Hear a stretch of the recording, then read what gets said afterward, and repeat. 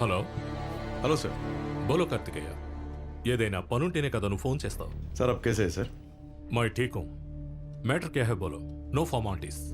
ఏం లేదు సార్, ప్రభాకర్ అని ఐపీఎస్ ఆఫీసర్ 2 సంవత్సరాల ముందు అక్కడ సర్వీస్లో ఉన్నట్టు తెలిసింది. I just need some information about him sir. 2 minutes time దేదో, I will call you. Thank you sir, thank you so much.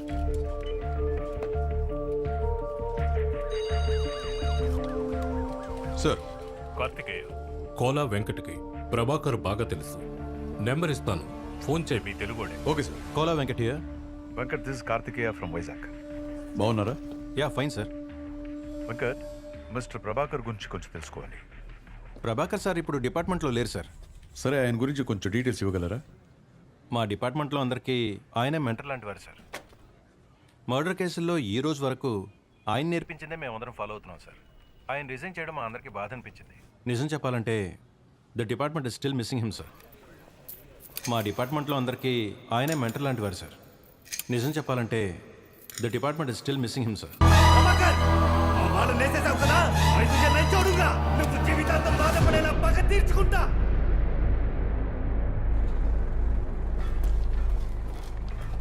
అదిగోండి సార్ అక్కడ. Thank you. Thank you sir. Hi, how you? I'm fine. Well, 2 weeks ముందు మిమ్మల్ని కలవడానికి మీ ఇంటికి వచ్చాను. గుర్తుందనుకుంటాను. చెప్పండి, ఏంటి విషయం? నథింగ్, జస్ట్ 2 సంవత్సరాల ముందు వరకు మీరు ఢిల్లీలో పోలీస్ ఫోర్స్లో ఉన్నట్టు విన్నాను. So I thought you will help me out. నా గురించి మీకు ఎలా తెలిసిందో చెప్తారా? కోలా వెంకట్ ద్వారా తెలిసింది. ఏం హెల్ప్ కావాలి? అమ్మని కూతురిని సస్పెక్ట్ చేస్తున్నాం, కానీ అంతకు మించి ఫర్దర్ ఇన్వెస్టిగేషన్ చేయలేకపోతున్నాం. సిన్స్ మీరు వాళ్ళ ఎదురింట్లో ఉన్నారు కాబట్టి, మీకు ఒక స్ట్రాంగ్ ఇన్వెస్టిగేటివ్ మైండ్ ఉందని విన్నాను కాబట్టి, మీరేమైనా ఇన్ఫర్మేషన్ షేర్ చేస్తారని వచ్చాను. ఎలాంటి information? Anything, anything at all. మీకే తెలియకుండా ఏదైనా నోట్ చేస్తుంటే. నేను అలాంటిదేం నోట్ చేయలేదు. సి మై పాయింట్ ఇస్, అమ్మా కూతురు ఇద్దరు కలిసి హత్య చేసినా కూడా వాళ్ళు మాత్రమే చేయడం ఇంపాసిబుల్.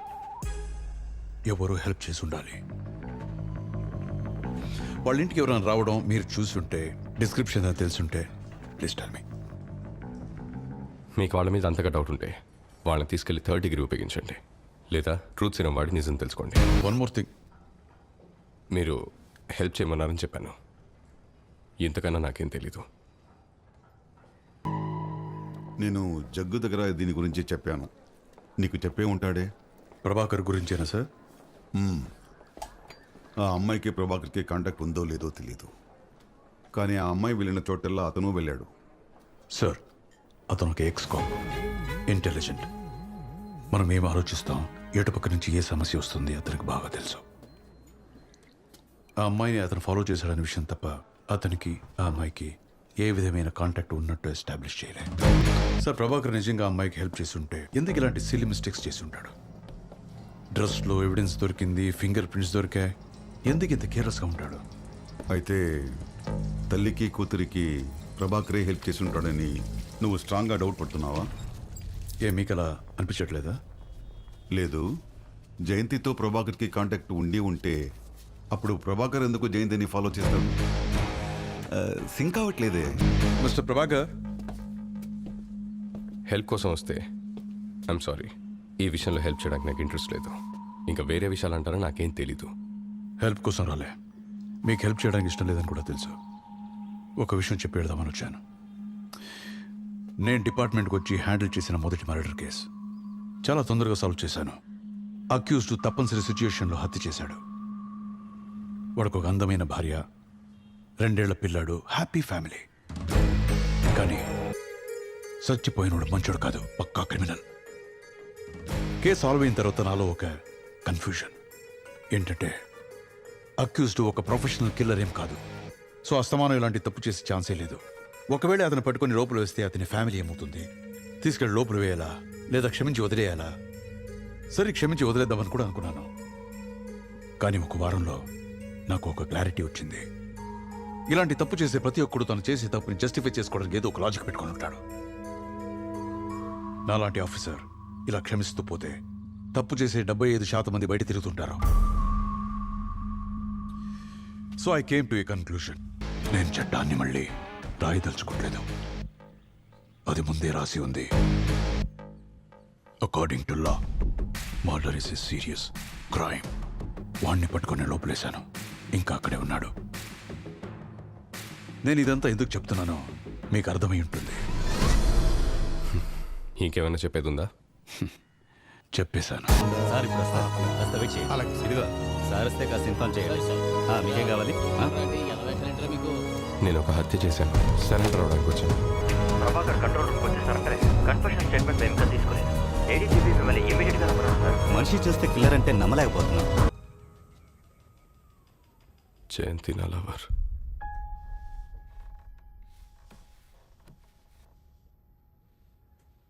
జయంతి నేను లవర్స్. కానీ ఈ విషయం నాకు జయంతికి తప్ప ఇంకెవరికి తెలీదు. ఎందుకంటే జయంతి నన్ను అలానే మెయింటైన్ చేయమంది.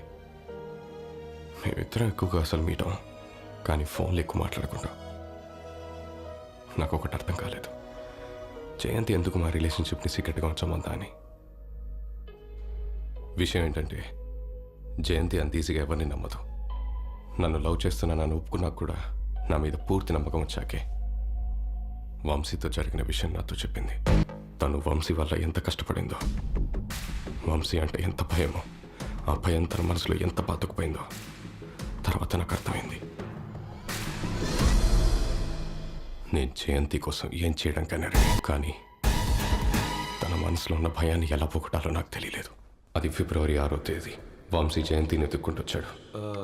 ఇక్కడ జయంతి ఏ అపార్ట్మెంట్లో ఉంటుందో తెలుసా? నేను అంతకుముందు వంశీని ఎప్పుడు చూడలేదు, కానీ అతనే వంశీ అని నాకు తెలుసుకోవడానికి ఎక్కువ టైం పట్టలేదు. జయంతి వాళ్ళు మొన్న మధ్యనే ఇల్లు ఖాళీ చేసి వెళ్ళిపోయారు. వాడు నేను చెప్పింది అబద్ధం అనుకునే అవకాశం లేదు. అలా అని నమ్మాడని నమ్మకం లేదు. వాడు నన్ను కాక ఇంకెవరన్నా అడుగుంటే జయంతి అక్కడే ఉందని తెలిసిపోయేది. అలా తెలియకూడదంటే వాడిని ఎలాగోలా నమ్మించేసి ఇమీడియట్గా అక్కడి నుంచి పంపించేయాలి. నా మైండ్ ఫాస్ట్గా పనిచేయడం మొదలెట్టింది. వాళ్ళు ఖాళీ చేసిన విషయం నీకు తెలీదా? నేను తన్ని క్వశ్చన్ చేయడం మొదలెడితే తను నా మీద డౌట్ పడటం మానేసి నేను తన మీద డౌట్ పడుతున్నానేమో అని తన మైండ్ డిఫెన్సివ్గా ఆలోచిస్తుంది. అతను నేను అనుకున్నట్టే కరెక్ట్గా రియాక్ట్ అయ్యాడు. వైజాగ్ వచ్చేసిన తర్వాత ఈ అడ్రస్ ఇచ్చింది. మాట్లాడి చాలా రోజులైంది. ఆ గ్యాప్ చాలు నేను వాడికి ఏం చెప్పాలో డిసైడ్ అవ్వడానికి. వాళ్ళు భీమిలి బీచ్ రోడ్కి షిఫ్ట్ అయ్యారు. అడ్రస్ చెప్తాను, రాసుకోండి. ఇక్కడ నుంచి కొంచెం దూరమే. ఈవినింగ్ 7 తర్వాత తన ఇంటికి వస్తుంది. ఓకే. తన ఆఫీస్ అయ్యేసరికి ఆ టైం అవుతుంది. నా నెంబర్ ఇస్తాను, మీకు అడ్రస్ ఏమైనా డౌట్ వస్తే నాకు కాల్ చేయండి. వాళ్ళ ఇల్లు షిఫ్ట్ అయ్యేటప్పుడు నేనే వాళ్ళకి హెల్ప్ చేశాను. నా పేరు చెప్తే వాళ్ళకి తెలుస్తుంది. తప్పకుండా. నంబర్ వంశీని అక్కడి నుంచి పంపించడమే నా మొదటి లక్ష్యం అనుకున్నాను. కానీ జయంతి మనసులో వంశీ అంటే భయం ఉండకూడదంటే అసలు వంశీయే ఉండకూడదని అప్పుడే డిసైడ్ అయ్యాను. అందుకే నా ప్లాన్ ఎగ్జిక్యూట్ చేయడానికి పర్ఫెక్ట్ ప్లేస్ డిసైడ్ చేసుకొని వాడికి ఆ అడ్రస్ ఇచ్చాను. నేను బాగా ప్రిపేర్ అయ్యి వాడికంటే ముందే అక్కడ రీచ్ అయ్యి వాడి కోసం వెయిట్ చేశాను. వంశీ నేను అనుకున్నట్టే చేశాడు. నేను ఇచ్చిన అడ్రస్ చెక్ చేయకుండా దూరంగా నించొని జయంతి అక్కడ ఉందా లేదా అని చెక్ చేస్తున్నాడు.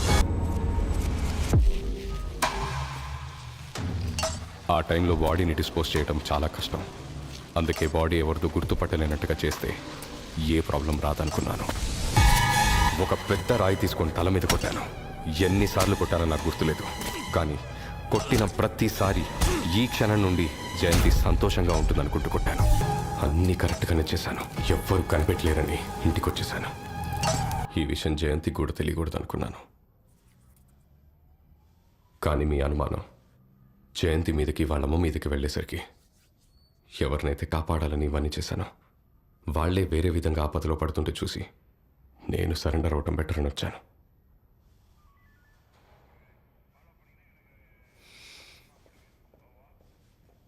ఒక కాఫీ.